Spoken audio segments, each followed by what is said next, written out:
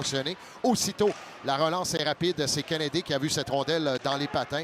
Projette le disque à la droite du gardien Tremblay. C'est lui-même qui vient jouer le disque. Tremblay a beaucoup de temps, mais remet directement en course. Le tir est contre. Oh oui, c'est un but.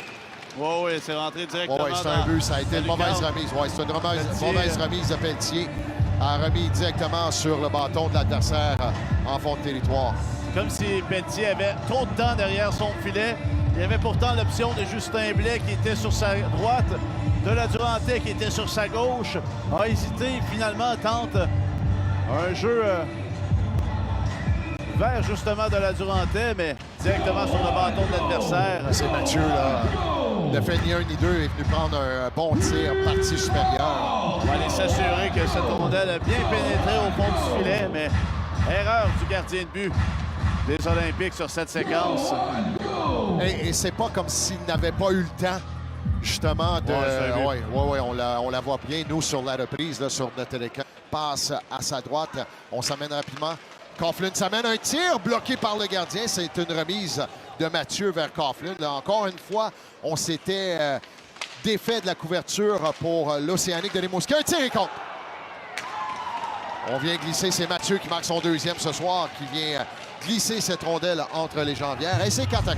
Ça a été 49 secondes de désorganisation pour les Olympiques depuis le début de cette troisième période. On a eu de la difficulté en zone défensive, à contrôler les retours, à être promis sur les retours de lancer et laissé par notre gardien Zach Pelletier qui fait le premier arrêt. Rondelle finalement qui sort légèrement à sa gauche. Et Paul qui tente de remettre à Théberge, ça touche un bâton et c'est la Durantais là, qui vient chez Rondelle. Passe pour Dumais. Dumais s'avance. Dumais dans l'enclave. On tente de remettre à Dumas-Larouche. Mauvaise remise. Passe imprécise et celle, la descente de Mathieu. Tir et contre.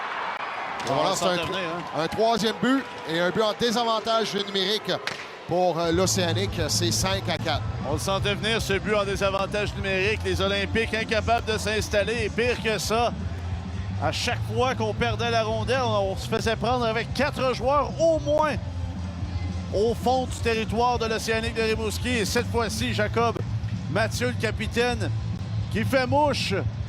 Lui qui s'amenait seul devant Pelletier. Le déjoue avec un bon tir bas.